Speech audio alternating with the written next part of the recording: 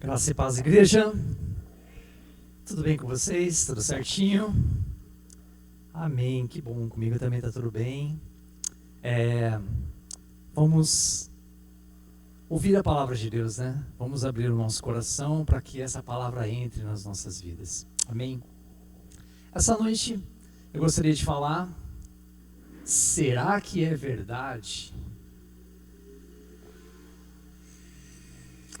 Levíticos 19, 11 fala assim: não furtem, não mintam, não enganem uns aos outros. Vou repetir, Levíticos 19, 11.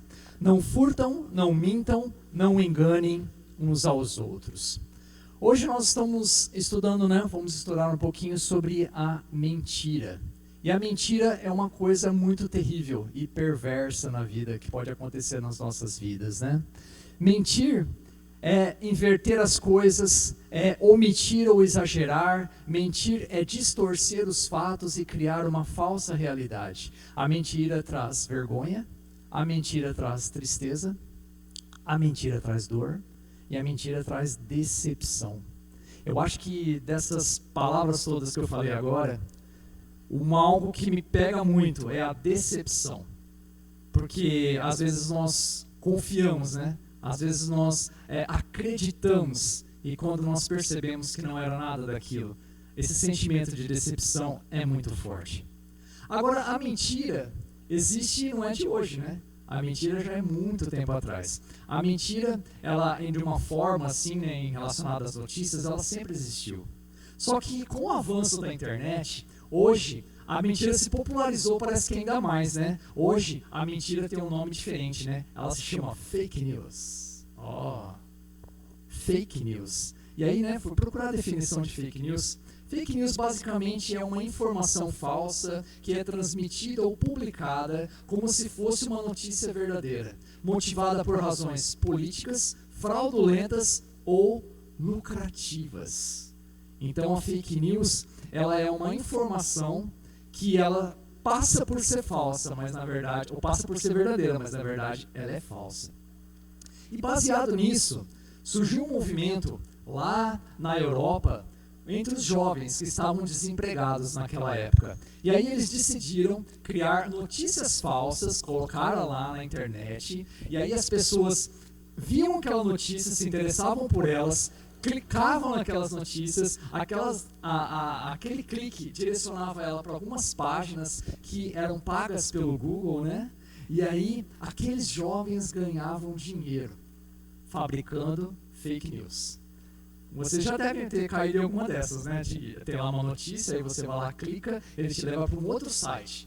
E às vezes a notícia não tem nada a ver com aquela manchete, Mas é simplesmente para que aquilo gerasse um dinheiro, Gerasse acessos a alguns sites que eram pagos pelo Google. Então a fake news acabou virando uma profissão daqueles jovens, Mas na defesa deles, eles diziam assim: a internet é um lugar livre.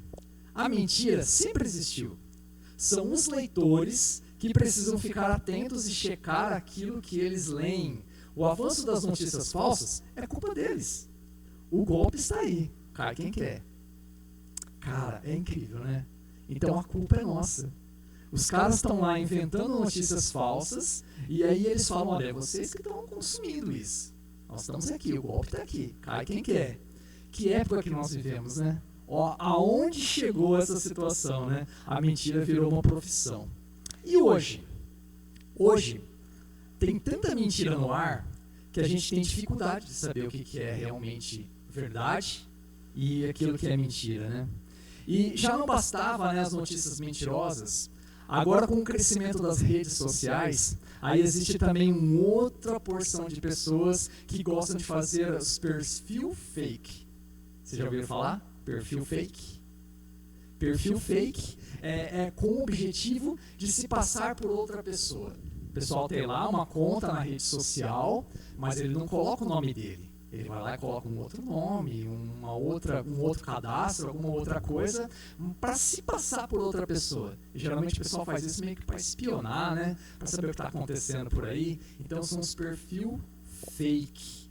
E um bom exemplo, né, desses perfis de rede social, de tudo aquilo que rola, né, por exemplo, você vai participar de uma festa, você nem gosta muito daquela pessoa que você foi, você nem estava gostando muito da festa, você não via a hora de ir embora daquela festa, mas aí todo mundo começou a postar nas redes sociais sobre aquela festa.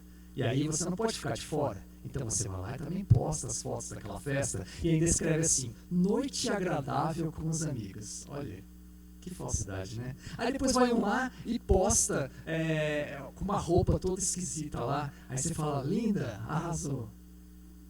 Esse é o mundo, né? Que se popularizou na internet, né? Vou dar um testemunho para vocês. Muitas vezes a gente faz coisas, né, para agradar as pessoas e muitas vezes a gente mente para agradar as pessoas. Eu fui participar de um evento da Volkswagen uns anos atrás e quando eu fui naquele evento eu participei e eu dividi o quarto com uma pessoa. Eu dividi um quarto com um cara lá que eu nunca vi mais gordo, né? Eu não conhecia aquela pessoa. E aí no final do evento tinha um jantar. Beleza, né? A gente estava se preparando para o jantar. E aí, lá no quarto, o rapaz falou assim, olha, eu não sei que roupa que eu vou. Aí ele pegou 2 camisas assim, ó, ele falou, eu vou com essa camisa ou não vou com essa camisa? Eu falei, gente, eu nem conheço o cara, agora eu vou ter que escolher roupa para ele ir no jantar, né?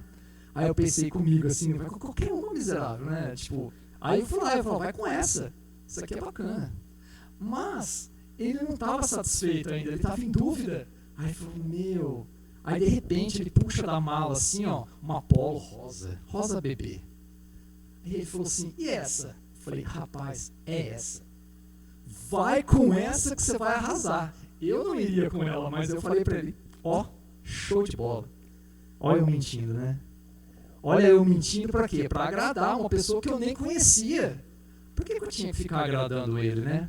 Então muitas vezes nós agimos com essa falsidade, né? Com essas mentiras tão sutis, parece, né? Que acaba fazendo parte do nosso dia a dia. Mas também tem aquelas mentiras clássicas, não tem? Aquela que o cara fala assim, olha, se a minha mulher ligar, fala que eu estou trabalhando. Então não basta ele mentir, ainda tem que envolver outra pessoa na mentira para ver, vai que ela vira verdade, né? E aí tem essa mentira clássica. E quando você vai comprar um produto? Vocês já compraram um produto que anunciava uma coisa e quando chegou era outra? Eu já. Fui lá na internet, comprei um relógio, tava lá. Olha, original, tudo certinho.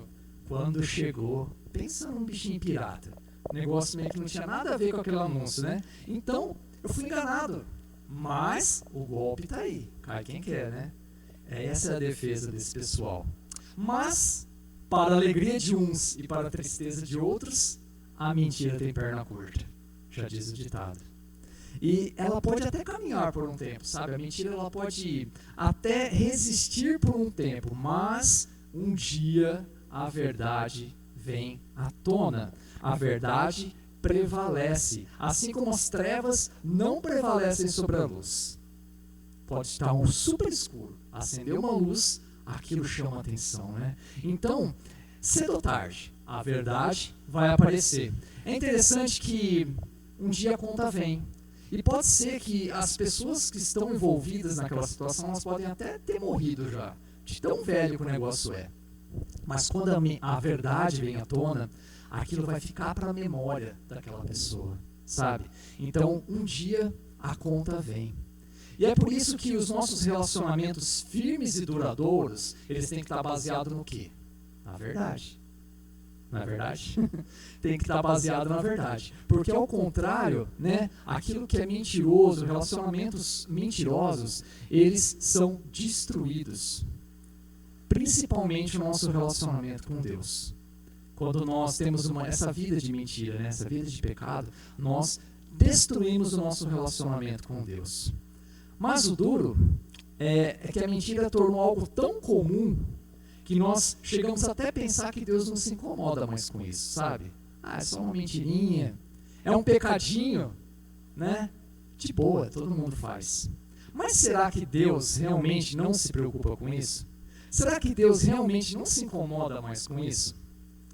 Nós lemos lá no início, né, Levíticos 19:11, que falava assim, não furtem, não mintam, não enganem uns aos outros. Eu acho esse versículo até leve. Não parece? É uma advertência. Olha, não minta. Mas aí, eu vou pegar um versículo um pouquinho mais forte. Mateus 5,37 fala assim: seja o seu sim, sim, e o seu não, não. O que passar disso vem do maligno. Então está falando que a forma como você se conduz, falou que é sim, tem que ser sim. Falou que é não, tem que ser não. Porque o que passar disso vem do maligno. Opa, agora o versículo já ficou um pouquinho mais forte, né? A nossa palavra, ela tem que ter peso.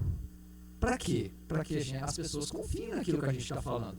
Porque quando nossa palavra não tem peso, a primeira coisa que a gente perde é credibilidade. E em segundo é a confiança. E quando nós perdemos a confiança das pessoas, é muito difícil de restaurar essa confiança novamente. É muito difícil, né? Aí entra aquela decepção que eu falei no início para vocês. Então, a mentira se tornou um vício. E um vício degradante. Porque tem tantas pessoas que mentem de uma forma tão natural que aquilo parece que já faz parte dela, né? Tem mentiroso que acredita na própria mentira. Vocês acreditam nisso? Eu conheci um cara assim, que ele fantasiava tanta coisa que a gente sabia que não era verdade, mas ele falava com tanta convicção que a gente falava, cara, esse cara acredita mesmo, realmente nisso. Então, ele já tinha virado um mentiroso profissional, né? Um vício, né, na vida dele. E no comércio? E nos nossos negócios? Será que existe mentira? Cara, eu já trabalhei como vendedor. Há um tempo atrás, né? Hoje eu não trabalho diretamente com vendas, mas eu estou envolvido ali com os vendedores. Mas eu posso falar para vocês com certeza que é muito difícil você ter uma vida de vendedor sem estar sempre ali esbarrando com a mentira. É muito difícil. Sabe, parece que a mentira assedia todos os dias. Parece que a mentira está sempre ali. Parece que existe uma situação em que a mentira se encaixa perfeitamente, sabe? Você vai precisar dela para resolver aquilo. Então é muito difícil trabalhar com vendas baseado 100% na verdade. E quando eu percebi isso, eu orei para Deus. Eu falei, Deus, se for para eu ficar mentindo, eu não quero mais ser vendedor. Me tira daqui. Sabe o que aconteceu? Deus tirou. E aí quando ele me tirou, aí eu tive mais convicção ainda de que existem áreas que elas são dominadas pela mentira. E as pessoas que querem andar por essas áreas, sempre apoiada na verdade, elas vão ter uma luta muito forte. Né? Elas vão realmente passar por tempos difíceis, porque ela está contra um sistema. Ela está contra algo já engessado, né? Então existem muitas áreas em que a mentira reina. Muitas áreas que a mentira reina. E é por isso que nós precisamos reprovar a prática da mentira. Nós precisamos realmente, o nosso sim, ser sim. E o nosso não, ser não. Nós temos que ter na nossa boca a palavra da verdade, porque Jesus é a verdade, né? E Ele habita em nós. Muitas vezes a verdade dói, mas liberta, não é verdade? Agora vamos para um texto que é um pouquinho mais forte. Você vê que eu estou subindo os textos aqui, ó. Agora eu vou convidar os irmãos a abrirem as Bíblias ou acessarem as suas Bíblias em Atos 5:11. Atos 5:11. 5 de 1 a 11, perdão. Atos 5 de 1 a 11 é um texto um pouquinho mais forte. E ele vai falar muito sobre a mentira. Amém? Posso ler? Vou ler na NVI. Atos 5 de 1 a 11 fala assim: um homem chamado Ananias, com Zafira, sua mulher, também vendeu uma propriedade. Ele reteve parte do dinheiro para si. Sabendo disso, também sua mulher e o restante levou e colocou aos pés dos apóstolos. Então perguntou Pedro: Ananias, como você permitiu que Satanás enchesse o seu coração ao ponto de você mentir ao Espírito Santo e guardar para si uma parte do dinheiro que recebeu pela propriedade? Ela não lhe pertencia, e depois de vendida, o dinheiro não estava em seu poder? o que levou a pensar em fazer tal coisa? Você não mentiu aos homens, mas sim a Deus. 5. Ouvindo isso, Ananias caiu morto. Grande temor apoderou-se de todos os que ouviram o que tinha acontecido. Então, os moços vieram, envolveram seu corpo, levaram-no para fora e o sepultaram. 7. Cerca de 3 horas mais tarde, entrou sua mulher, sem saber o que havia acontecido. Pedro lhe perguntou: diga-me, foi esse o preço que vocês conseguiram pela propriedade? Respondeu ela: sim, foi esse mesmo. Pedro lhe disse: por que vocês entraram em acordo para tentar o Espírito do Senhor? Veja, então à porta os pés dos que sepultaram o seu marido, e eles a levarão também. Naquele mesmo instante, ela caiu morta aos pés dele. Então os moços entraram e encontraram-a morta, levaram-na e a sepultaram ao lado do seu marido. E grande temor apoderou-se de toda a igreja e de todos os que ouviram falar desse acontecimento. Repetiu 11. E grande temor apoderou-se de toda a igreja e todos os que ouviram falar desse acontecimento. Aí já pegamos um texto um pouco mais forte aqui, né? Esse texto forte, no centro desse texto existe uma mentira. E essa passagem realmente é considerada forte porque ela termina com o juízo e com a ação de Deus. Muitos estudiosos falam que parece que Deus esqueceu que era o Novo Testamento, né? E aí ele agiu conforme o Antigo, né? Porque no Antigo Testamento não tinha muita conversa, né? No Antigo Testamento pecou, morreu. Mas no Novo Testamento não. Mas essa passagem específica, o povo fala: será que Deus esqueceu que estava no Novo Testamento? E agiu conforme o segundo? Porque ele puniu aquelas pessoas com a morte, né? Essa foi o juízo de Deus para eles. Então, nesse caso, o preço de Ananias e Zafira foi um preço muito alto, na verdade. A mentira para esses dois custou muito caro. A causa principal dessa passagem, o centro, né, do motivo do juízo de Deus, foi a mentira. E para entendermos melhor essa passagem, né, primeiro nós precisamos entender o que foi a origem, né, por que aconteceu tudo isso? Da onde surgiu essa ideia, né, da oferta, da venda do terreno, né, para que quando nós conseguimos identificar essa raiz, a gente possa identificar na nossa vida também, né, essas grandes dificuldades. Então, primeiro, qual foi a motivação de Ananias? Por que Ananias resolveu fazer isso, né? E aí a resposta está logo no começo, no versículo 1, que fala que também um homem chamado Ananias com Safira, sua mulher, também vendeu uma propriedade. Então a palavra também é a resposta. Mas aí que eu não entendi nada, né? Também o quê, né? Também, se nós pegarmos a referência do capítulo anterior, fala que lá existia um homem chamado Barnabé. O Barnabé, ele vendeu uma propriedade. Ele pegou todo o dinheiro daquela propriedade, foi lá, em uma época em que os irmãos vendiam os seus bens, repartiam entre eles, ninguém passava necessidade, ninguém passava fome, era um tempo bacana do crescimento da igreja. Então vai lá Barnabé, vende o terreno, pega todo o dinheiro e entrega lá na igreja. E as pessoas que viram isso acharam que Barnabé era um cristão valoroso. Era um homem realmente que ninguém nunca tinha visto aquilo, né? Como que a pessoa faz isso? Então, baseado nesse testemunho de Barnabé, é que entra a palavra também. Também Ananias resolveu fazer a mesma coisa, só que com um segredinho, com uma coisa diferente. Porque, na verdade, Barnabé, Ananias, ele não entregaria todo o valor do terreno. Ele entregaria somente uma parte. E qual que era a intenção dele? Era ser chamado de cristão valoroso. Era ser aclamado pela igreja, assim como foi Barnabé. E é baseado nesse exemplo, né, que acontece todas essas coisas. O verdadeiro sentimento e a motivação de Ananias não era simplesmente contribuir com a igreja, mas era sim de se mostrar. era assim de se aparecer, para que ele fosse esse varão valoroso, né, esse cristão valoroso no meio do povo. E esse sentimento de querer se aparecer, o que não é, né, querer ser o que não é, e de viver de aparências, era algo muito visível na vida dos fariseus. Vocês lembram dos fariseus? Agora lá no Antigo Testamento?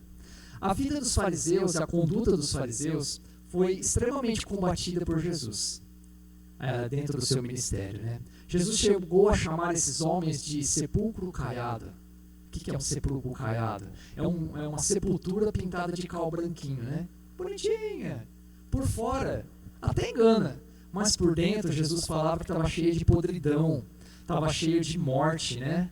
E esses fariseus, para se aparecer, né, eles gostavam tanto de se aparecer, de serem honrados pelo povo, que eles tinham umas roupas com umas mangas assim bem compridas. E aí nessas mangas, eles colocavam um sininho. E aí, eles iam para as praças, e quando eles chegavam nas praças, eles começavam a orar. Aí eles começavam a orar e balançar o braço, assim, ó. Aí o sininho começava a tocar. Aí as pessoas ouviam o sininho, tá orando. Então não bastava apenas orar. Aqueles homens, eles tinham que mostrar para os outros que eles estavam orando, mas para quê? Para se parecerem mais espirituais, para se parecerem melhor do que os outros, né? Para serem aquilo que eles não eram. Então eles gostavam de se aparecer. Teve um outro episódio que... só voltando, perdão. Eles oravam dessa maneira, né? Aí vem Jesus e vai na contramão disso aí, né? Jesus vai e quebra essa prática no meio, lá em Mateus 6,6. Jesus diz assim, quando você orar, vá para o seu quarto, fecha a porta e ore o seu Deus em secreto. E é em secreto que Deus vai te recompensar. É totalmente ao contrário, né? Então aqueles homens se aparecendo para orar, e Deus fala assim, não é assim. Se você quer orar, vá lá para o seu quarto, fecha a porta, busca Deus em secreto e é lá que você vai ser recompensado. Mas aqueles homens, eles queriam se aparecer. Teve um episódio que os fariseus entraram na sinagoga e falaram assim, ora Deus, obrigado porque eu sou o bonzão. Eu não sou igual esse pessoal que está aqui. Eu não sou igual esse publicano. Então eles se achavam, eles eram convencidos, né? Eram pessoas falsas que viviam de aparência. E Jesus condenava esses homens porque a igreja, ela seria fundada em cima da verdade. A igreja seria moldada em cima da verdade de Jesus, né? Então aqueles homens, eles iam na contramão daquilo que a igreja estava fazendo. Eles iam na contramão, então Jesus condenou, porque isso ia atrapalhar o crescimento da igreja, aqueles homens. Amém? Então é por isso que Jesus condenou muito a atitude dos fariseus. E agora nós voltamos para o texto, né? De onde veio então a mentira de Ananias e Safira? De um coração mau, de um coração cheio de cobiça, de um coração que buscava fama, assim como Barnabé. Mas, além disso, não era só isso que existia no coração de Ananias. Tinha algo ainda maior, que está lá no verso 3, que fala assim, Ananias, como você permitiu que Satanás enchesse o seu coração a ponto de você mentir ao Espírito Santo? Então fala que esse desejo de Ananias veio de uma ação maligna. Fala que Satanás encheu o coração de Ananias. E a palavra fala que Satanás é o pai da mentira. E aqueles que fazem uso, né, da prática da mentira, desse pecado, eles estão fazendo a obra de Satanás. Eles estão ali só fazendo o que Satanás ensinou eles a fazer, né? Mas olhando para Barnabé e olhando para Ananias, nós vemos duas pessoas totalmente diferentes. A primeira, aquele que vendeu todo o terreno, vendeu o terreno e entregou todo o valor. A segunda, Ananias, que vendeu o terreno e entregou uma parte do valor. Mas e hoje? Hoje, se duas pessoas vierem aqui à frente e trazerem oferta, nós não conseguimos identificar qual é realmente o desejo do coração delas. Nós não conseguimos identificar realmente qual é a motivação daquela pessoa de estar fazendo uma oferta. O Pedro conseguiu. Por quê? Porque o Pedro teve revelação do Espírito Santo. Mas e nós? Hoje, aqui, agora? Se nós olharmos para as pessoas, a gente não consegue saber o que está no coração delas. A gente não consegue saber. Então existe muita pessoa que parece trigo, mas é joio. E tem muito joio que parece ser joio, mas é trigo, sabe? A gente não consegue identificar. Para nós, joio e trigo é tudo igual. Mas para Deus não, né? Não sabemos da passagem. Porque Deus conhece realmente o coração, Deus conhece realmente a motivação, Deus conhece realmente aquilo que está dentro do coração de cada um, né? Agora, se nós olharmos para esse tempo, será que existe joio dentro da igreja? Infelizmente sim. E essas pessoas com esse caráter ganancioso, com esse caráter egoísta, elas estão interferindo no ambiente da igreja, sabe? A igreja está patinando, a igreja está se desgastando por causa dessas pessoas. Mas a própria parábola fala, né, que deixa os dois crescer junto, porque haverá um tempo de colheita. E quem vai fazer essa colheita é o próprio Deus, né? Vai separar o joio do trigo. Nós não vamos conseguir saber, né? Até no caso de Ananias. Ananias vendeu o terreno era dele. Ananias pegou todo aquele valor era dele. Se ele resolvesse falar assim, olha Pedro, eu vendi um terreno e eu trouxe uma oferta para a igreja. Cara, tranquilo, né? Não teria problema nenhum disso. Eu acho que Pedro ia até agradecer. Ele falou, nossa irmão, obrigado. Você vendeu o terreno e trouxe uma oferta para mim? Obrigado. Não teve problema nenhum. O grande problema foi a mentira. O grande problema foi enganar. Foi querer se mostrar, né? Foi querer se aparecer. Esse é o grande problema. No verso 11, lá no finalzinho, fala que e grande temor apoderou-se de toda a igreja, e todos os que ouviram falar desses acontecimentos. Aí eu pergunto, Deus é amor? Sim. Deus é misericordioso?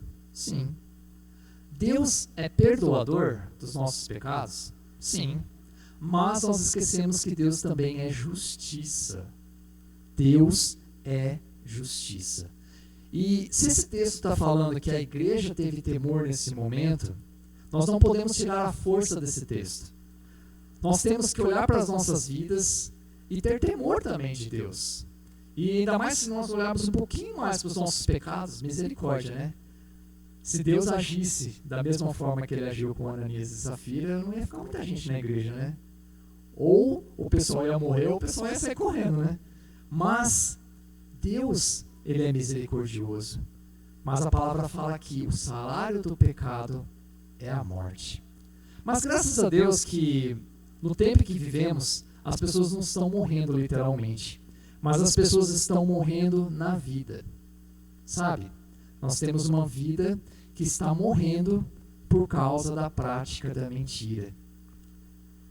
A mentira, ela destrói tudo aquilo que nós construímos. A mentira, como eu disse lá atrás, um dia a conta vem. E quando essa conta vier, tudo aquilo que nós construímos, né? Talvez uma vida baseada em cima de algo que não era realmente aquilo, vai aparecer, vai desmoronar. Vou dar alguns exemplos. Se um homem, dentro do relacionamento, ele vive na safadeza, um dia a conta vem. E o que vai acontecer? Ele vai perder a esposa, ele vai perder os filhos, ele vai perder o relacionamento. Se lá no meu trabalho eu sou um cara mentiroso e desonesto, um dia a conta vem. E aí eu vou perder o meu emprego. Infelizmente, nesse tempo, eu já vi pessoas que fizeram isso. Pessoas que perderam tudo aquilo que construíram durante uma carreira profissional. E foi um tombo tão grande, assim, de perder a confiança das pessoas, que algumas precisaram até mudar de cidade, sabe? Para começar uma nova história, para começar uma nova chance em um lugar onde ninguém a conhece. Porque pessoas que montaram uma vida em cima de algo que não era verdade. Por isso hoje a mentira pode até não nos matar fisicamente, mas ela destrói aquilo que nós construímos. Existem regras. Vou falar um pouquinho sobre isso. O que são regras? Regras são algo que foram criadas para nos proteger. Dentro e fora da igreja existe um monte de regra. Sabe aquelas regras? Isso pode, isso não pode? Quando eu me converti, eu busquei um pouco dessas regras, né? Eu estou fazendo isso aqui, pode ou não pode? Aí o cara falou assim, deixa eu ver, isso aqui pode. Então beleza. Isso aqui não pode. Então não pode. Então a gente sabe que existem essas regras, né? De pode e não pode. Tem sim. E muitas dessas regras nos obrigam a dizer sempre a verdade. O que não podemos nem omitir nenhuma parte dela, né? Doa quem doer. Muitos defendem que a verdade tem que ser dita, doa quem doer. Não importa a situação, não importa as circunstâncias, não podemos nem omitir uma parte dela, nem esconder. Mas será que realmente em todas as situações é assim que funciona? Eu vejo que muitas vezes nós não conseguimos levar as coisas assim a fogo e ferro, sabe? Não conseguimos. Nós temos sim que ter temor e sabedoria em todos os momentos, em todas as situações, para lidar com a verdade. Em Eclesiastes 3, 7b fala assim: existe o tempo de calar e existe o tempo de falar. Então existe um tempo certo e a situação certa para todas as coisas. Eu vou dar um exemplo para vocês. Vamos imaginar que um casal está se separando. E aí esse casal tem um filho. E aquele filho está passando por essa dor da separação. Olha, os pais estão se separando e eu estou aqui no meio, né? O que vai acontecer comigo? Será que nesse momento de fragilidade, esse filho, ele precisa saber de todos os detalhes do pecado do pai? Será que esse filho precisa saber de todos os pecados da mãe? Será que ele não precisa ser preservado dessa situação? Será que nesse momento a gente tem que deixar um pouquinho a regra e ter sabedoria, ter discernimento, ter realmente uma orientação do Espírito Santo de falar assim, olha, agora não é a hora. Agora não é a hora. E assim, lá em casa, quando eu e a Fabiana estamos conversando alguma coisa assim, que a Yumi não precisa saber, a gente não conta para ela. E então nós estamos omitindo a verdade, então nós estamos pecando. Não, mas não é a hora. Sabe, não é o momento. Ela não precisa saber nesse exato momento todos os detalhes. E muitas vezes quando nós somos extremos em regras, a gente acaba caindo nessas próprias regras, né? A gente acaba virando fariseu. A gente acaba criando algo que nem nós mesmos conseguimos seguir, né? Tem umas situações que a gente precisa de direcionamento. Porque não vai existir regras para tudo na nossa vida. A gente não vai conseguir, porque vai faltar regras. Porque a nossa vida, né, é algo muito dinâmico. Né? A nossa vida é muito complexa para ser limitada em cima de uma regra. Nós temos que ter discernimento. Eu não estou falando aqui para vocês que a regra é ruim. Não, a regra é muito boa. A regra é muito boa. O que nós não podemos é ficar preso exatamente a elas. Porque atrás de uma regra existe um princípio. E é sobre isso que eu gostaria de falar com vocês um pouquinho. Atrás de uma regra existe um princípio. E esse princípio é muito mais valoroso do que a própria regra. Eu gostaria de falar de 4 princípios aqui com vocês. O primeiro princípio é assim: precisamos ter no nosso coração um bom tesouro. Precisamos ter no nosso coração um bom tesouro. Eu vou mostrar para vocês uma passagem. Abre lá em Mateus. Volta um pouquinho aí.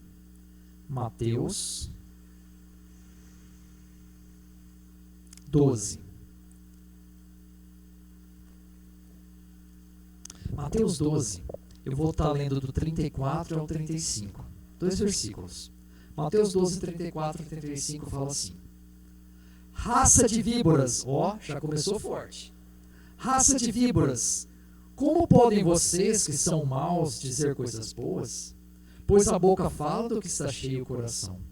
O homem bom, do seu bom tesouro, tira coisas boas. E o homem mau, do seu mau tesouro, tira coisas más. O versículo está falando que dentro de cada um de nós existe um tesouro. E se esse tesouro for bom, da nossa boca irá sair coisas boas. E se esse tesouro for ruim, vai sair coisa ruim de nós. Então aqui nós temos que nos preocupar não com uma regra. Nós temos que se preocupar com um tesouro, não é verdade?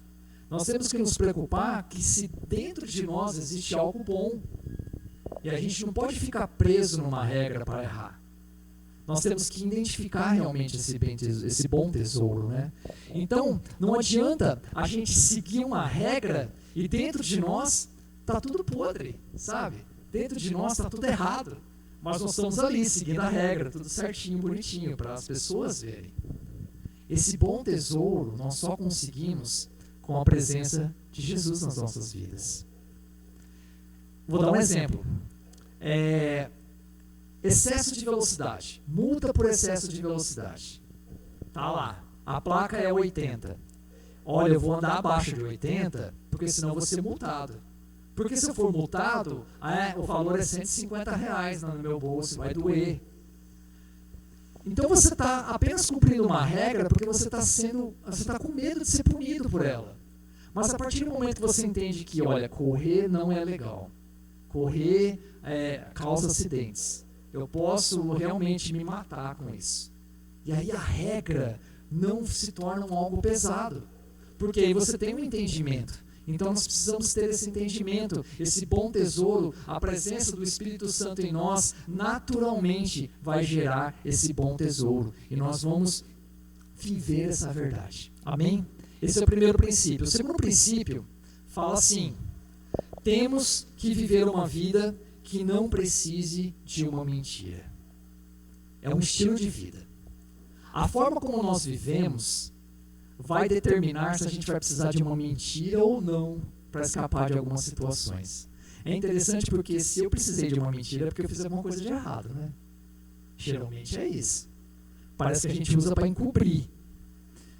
Se eu for fiel no meu casamento, para que eu preciso mentir para minha esposa falando onde é que eu estou? Eu sou fiel.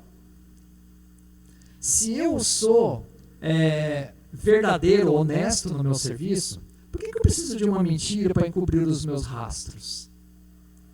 Se eu não sou uma pessoa vaidosa, uma pessoa que quer se aparecer, uma pessoa narcisista, que só quer se aparecer na rede social, para que eu preciso, de um perfil fake? Para que eu preciso vender aquilo que eu não sou?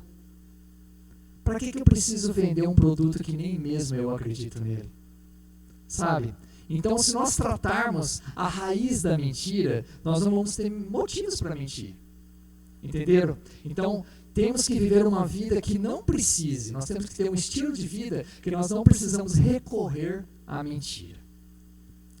Segundo, Agora, o terceiro princípio fala assim: amplie o seu conhecimento para não falar mentiras. Esse aqui eu achei legal. Amplie o seu conhecimento para não falar mentiras. Quando nós defendemos algum assunto, a gente tem que saber do que a gente está falando, não é verdade? Porque se nós estivermos defendendo de unhas e dentes um determinado assunto que a gente não tem intimidade com ele, cedo ou tarde a gente vai acabar falando alguma besteira. Então, quanto mais nós nos aprofundarmos naquele assunto, mais nós tivermos entendimento do que a gente está falando, menos besteira a gente vai falar. Menos mentira aos olhos das outras pessoas, Em Lucas 1, 3, 4 fala assim: eu mesmo investiguei tudo cuidadosamente desde o começo e decidi escrever-te um relato ordenado, ó excelentíssimo Teófilo, para que tenhas a certeza de que todas as coisas que foram ensinadas são verdadeiras. Quem está falando aqui é Lucas. Lucas, antes de escrever o seu evangelho, o que ele fez? Ele foi pesquisar sobre Jesus. Lucas andou com Jesus? Não. Lucas não andou com Jesus. Lucas foi um amigo de Paulo que apareceu lá em Atos, então ele não andou com Jesus. Mas temos lá o evangelho de Lucas.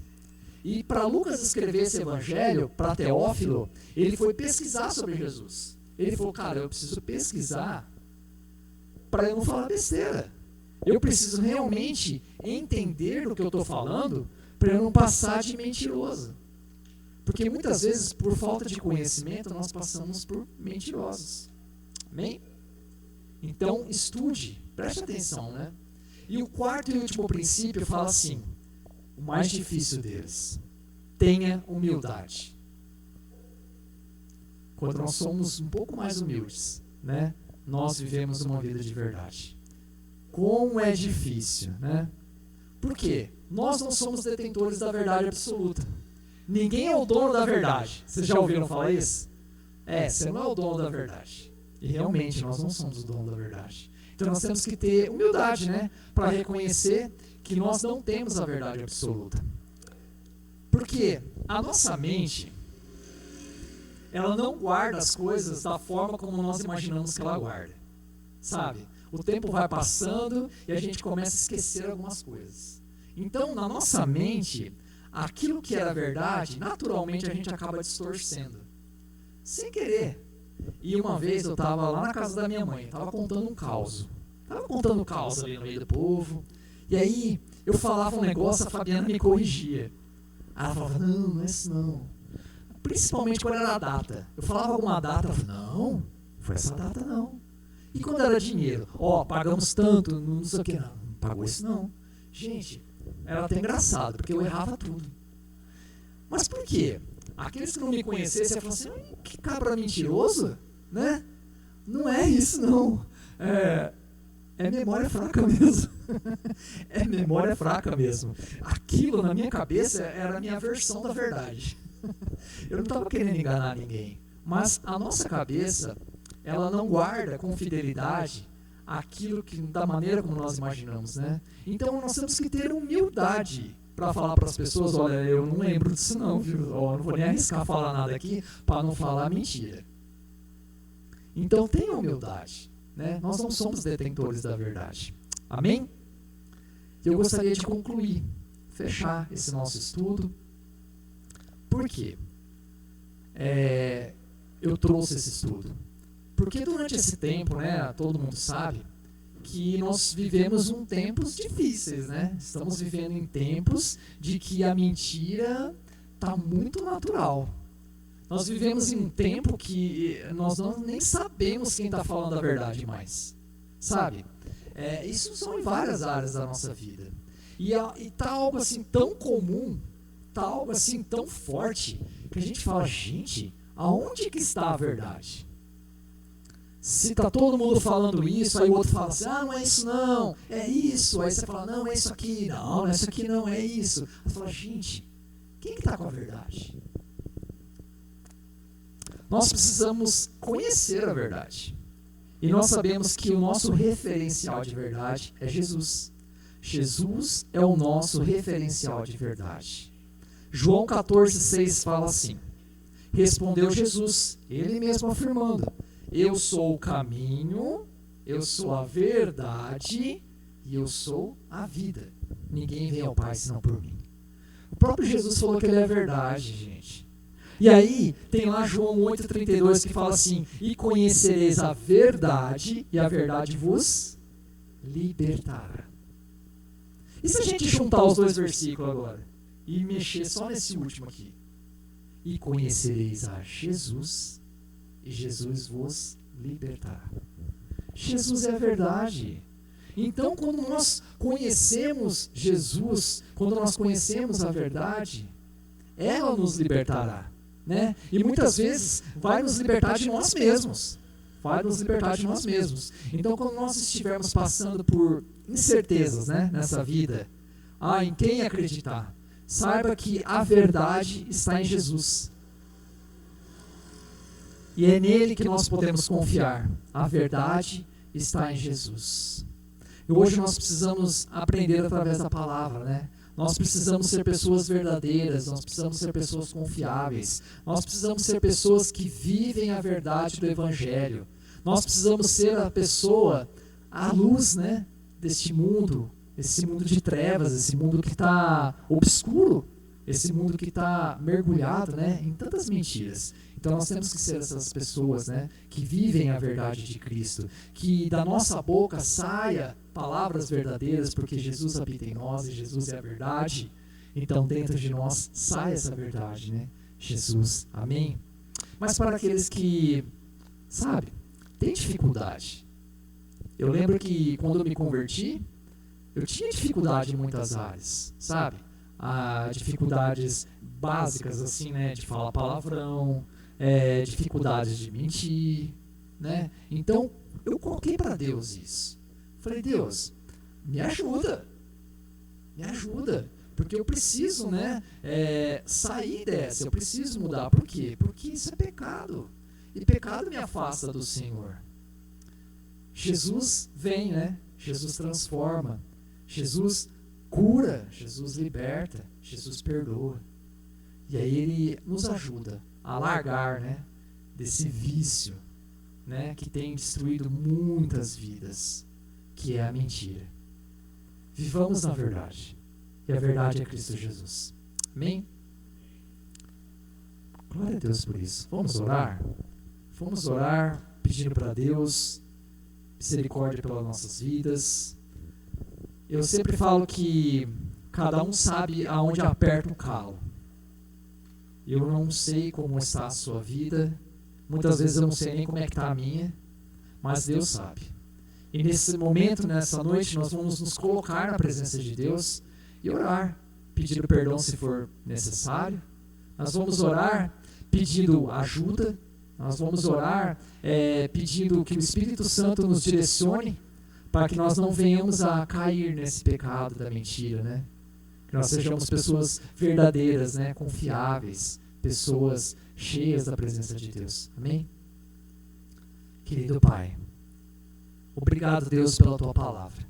Nós cremos que a Tua Palavra é viva e eficaz, e a Tua Palavra tem o poder de transformar as nossas vidas. Nós ouvimos essa noite, meu Pai, sobre a mentira. E a mentira é um pecado terrível, Santo Deus. É um pecado que tem destruído vidas. Hoje nós não morremos fisicamente, meu Pai, como Ananias e Safira, mas a nossa vida está morrendo, Santo Deus. A nossa vida está sendo distanciada do Senhor através de práticas que o Senhor não aceita. Através de práticas, ó Santo Deus, que o Senhor não se agrada. Querido Pai, eu quero pedir perdão ao Senhor neste momento. Perdoa, Santo Deus, por tantas vezes, ó meu Pai, que eu estive mentindo. Perdoa, Santo Deus, e me ajuda a viver essa novidade de vida. Muitas vezes é algo tão arraigado na minha vida que sai naturalmente, Deus, mas que para mim o natural seja sair da minha boca a Tua Palavra. Que o natural seja sair da minha boca coisas do Teu reino, Santo Deus, porque o Senhor habita em mim, o Senhor habita em nós, através da presença do Espírito Santo. Querido Deus, ajuda o Teu povo, ajuda aqueles que estão aqui essa noite, meu Pai, orando, que nós venhamos a realmente nos libertar deste pecado e possamos viver uma vida reta, plena na Tua presença, conforme Tu queres, ó Santo Deus. Tira de nós, ó meu Pai, todo esse egoísmo, toda essa cobiça, todo esse desejo, meu Pai, de tomar vantagem, todo esse desejo de sair por cima, de tomar algum proveito, de viver aquilo que não somos, de mostrar para as pessoas algo que não existe em nós. Querido Deus, nós queremos ao contrário, mostrar para aqueles que estão à nossa volta que dentro de nós existe o Senhor. Existe, meu Pai, uma força, Santo Deus, existe, Santo Deus, um agir do Senhor nas nossas vidas que transborda e alcança aqueles que estão à nossa volta. Que nós sejamos luz, Deus, que nós sejamos luz nesse tempo de trevas, onde a verdade, meu Pai, muitas vezes está perdida, muitas vezes a verdade foi deixada de lado, e nós queremos, Santo Deus, levar a Tua verdade àqueles que não Te conhecem. Muito obrigado, Deus, por esse privilégio. Muito obrigado, Deus, por esse tempo. Muito obrigado pela Tua Palavra. E é no nome do Seu Filho Jesus que nós oramos. Amém. Amém. Glória a Deus.